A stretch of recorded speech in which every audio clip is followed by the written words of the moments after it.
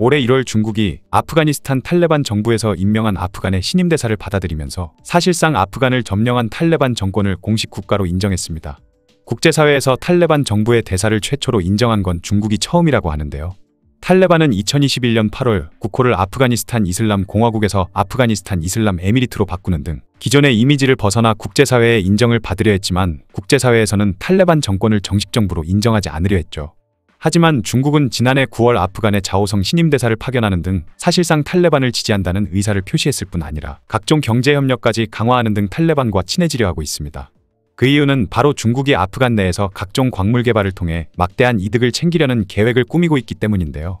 2004년부터 미국 국방부에서 실시한 아프가니스탄 자원조사에 따르면 아프간에는 굉장히 풍부한 자원들이 매장돼 있다고 합니다.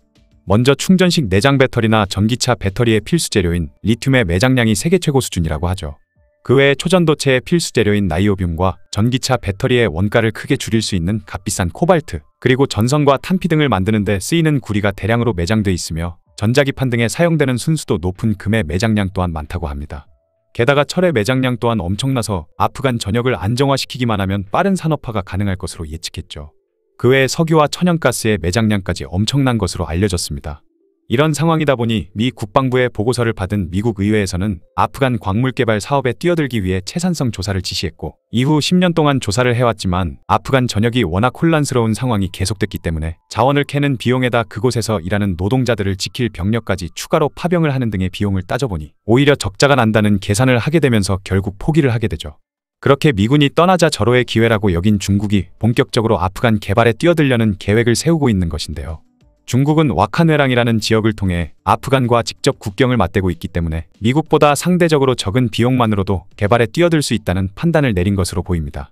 아프가니스탄 지도를 보면 전체적으로 둥그스름한 가운데 유독 동쪽의 끝부분만 마치 냄비 손잡이처럼 튀어나온 것을 볼 수 있죠. 이 지역이 바로 와칸회랑인데 회랑이란 일종의 통로 역할로 다른 나라를 향해 나 있는 땅을 말합니다.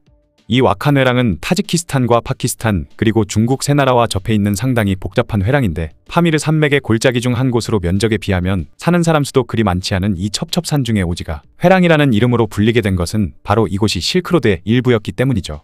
지형적인 한계로 인해 메인 루트로까지 성장하지는 못했지만 서브 교역로로서는 그 역할을 나름 충실히 하는 루트였다고 하는데요. 험한 산세에 비해 점령을 했을 때의 이점이 크게 없다 보니 영토 분쟁이란 것이 일어날 일조차 없던 이 지역에 명확한 국경이 그이기 시작한 것은 19세기 후반이었죠.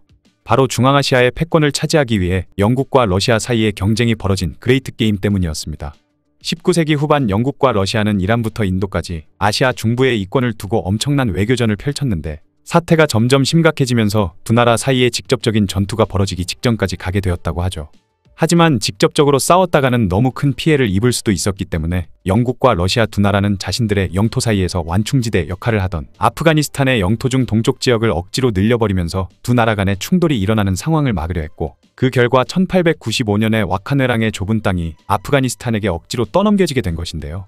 자세히 말하자면 원래는 와칸회랑뿐만 아니라 현 파키스탄 지역의 대부분을 아프가니스탄의 두라니 왕조가 차지하고 있었는데 러시아와 그레이트 게임을 하고 있던 영국이 파키스탄 지역의 대부분을 강탈해가는 과정에서 와칸회랑 지역을 아프가니스탄에 선심쓰듯 내준 것이죠. 물론 영국이 두라니 왕조의 호의로 그런 행동을 한 것은 아니었고 아프가니스탄 북쪽에 있는 부하라 칸국과 히박 칸국 그리고 코칸트 칸국이 19세기 중반부터 전부 러시아 제국의 일부로 편입이 되면서 러시아 세력과의 완충지대가 필요해진 영국이 일방적으로 와칸회랑을 아프가니스탄에 떠넘긴 것인데요.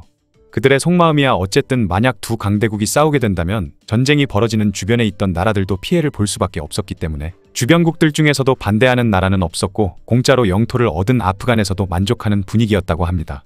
그런데 그 일이 있기 2년 전인 1893년에 아프간과 인도 제국의 남쪽 국경을 구분짓는 듀랜드 라인이라는 선이 그어지는 일이 있었는데 하필 이 선이 아프간 최대 인구수를 자랑하는 민족인 파슈툰족이 사는 땅을 정확하게 반으로 갈라버리게 되었죠. 그 결과 파슈툰족 이슬람 극단주의 군벌이자 역사상 최악의 이슬람 집단 중 하나로 꼽히는 탈레반이 아프가니스탄과 파키스탄 양쪽에 모두 존재하는 최악의 상황이 돼버렸고 덕분에 그때로부터 100년이 지난 뒤 미국이 탈레반을 때려잡으려 했을 때도 엄청나게 골치가 아팠다고 하네요. 아프간 내에 있는 탈레반을 처리하는 것만도 골치가 아픈데 그 세력이 아프간뿐만 아니라 파키스탄에도 존재하고 있었으니 절대 쉽게 처리를 할 수가 없었던 것이죠. 어쨌든 중국이 신장 위구르 자치구를 사실상 점령한 이후 이 와카뇌랑 덕분에 중국은 아프가니스탄과 직접적으로 국경을 맞대고 있는 상황이 되었고, 그런 상황을 이용해 아프간과의 경제협약을 맺으려는 것으로 보이네요.